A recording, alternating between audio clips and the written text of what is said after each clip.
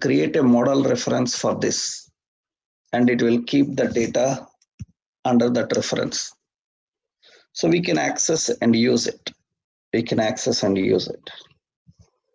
So how do we access the data from these forms now, from this element now?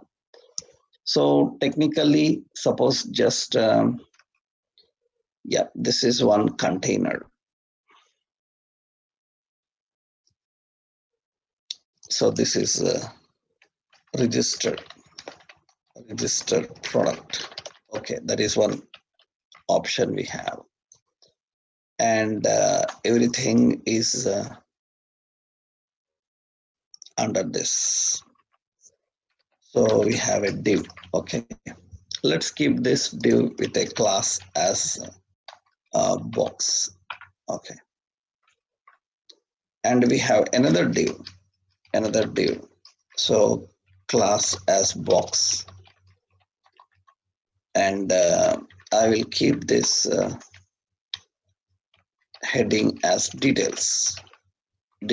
Okay, and here we need to display the details. So data term, so one is name. We have name and data definition. Another one city, and we have data definition. Okay, now in the CSS I just will add the box. Yeah, so that is the box, and for the box float left. Yeah, so with some 300 pixel.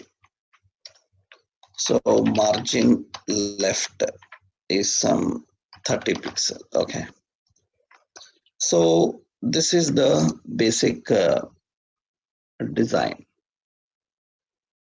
Okay, now whatever the values entered here, I need to collect them and display. So how we can manage that, how we can handle that?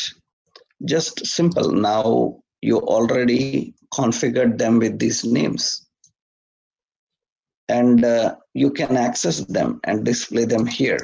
That means what we are binding here is txt name dot value. Now here I'm configuring as lst cities dot value. That's it. That means we are accessing that and binding to that location. Here I'm entering name and it is updating there. I'm selecting a city, it is updating here. So these are model bound properties. You don't need any ng model now. So directly you configure in the controller and bind to them. That is the reason we generally call this as model driven approach. So that means they are bound to the model driven approach. So we can easily configure and access and use this. So it is simple.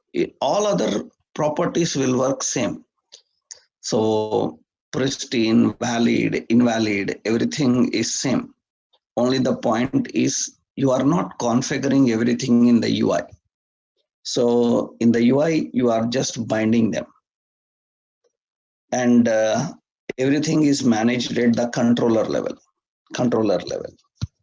Now, important is you can by default pass the value into it. Suppose this is John, or this is some TV, and this is some Hyderabad, like this. And by default, you can see that those values are updated into it. So when you refresh, you can see those values are updated into it. That means you can pass the data and you can change it, so it will update those details. So initially I kept empty. We can pass any value into it. Suppose dynamically I want to pass some values into them. How we can set values dynamically into that? how we can set the values dynamically into it. So let's see. So the configuration of the values dynamically, right? Right. So setting the values dynamically requires say simple functionality like to be configured. Suppose at the top bottom here, I am adding a div and I will put a class as form group and button class as btn and btn primary, and this is update button, so btn block. Okay, now when update button is clicked, I need to update some data into the form. Then we can just write a function here. Update click is the function. So this function should update the details into those form elements. Then how we can update the details into the form elements dynamically? Just you can say this dot txt name dot set value. We can use set value. What value? So Samsung TV, that is the set value. This dot txt lst cities dot set value, and what value you want. Suppose Hyderabad, like this. How you can dynamically configure the values into it.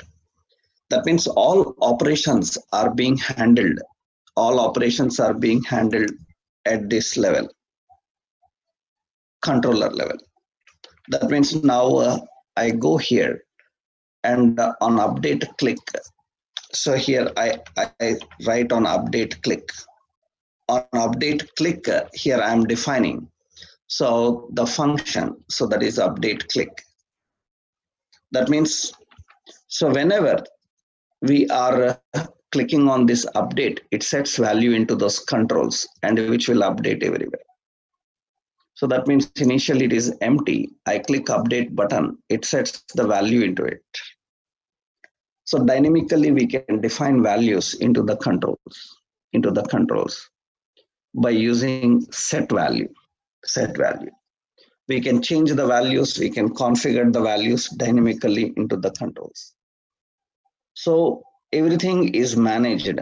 Everything is managed here at the controller level. So that means in the view becomes lightweight because now very less interactions are defined here in the UI. All are managed at the controller level. This is easy for extending your logic. This is easy for testing. So clean separation of code and UI. That makes better. Otherwise, in your general template driven forms, everything is in the UI, managing everything from the UI. Here we can manage from this. This is just how we can create a control. How we can create a control. That means configure a control and access the control. So we can create a form. We can configure a form. We can create nested forms and we can create elements. This general approach becomes a problem in future actually. So which we can easily manage, through model driven approach actually. So this example is reactive demo.component.ts. So in this, I added this logic here and reactive demo.component.html. And this is the design. So we apply by using form control directly and reactive demo CS. Okay. Reactive demo.component.css. That is, this is just creating a comp. Now, what is the real world problem for us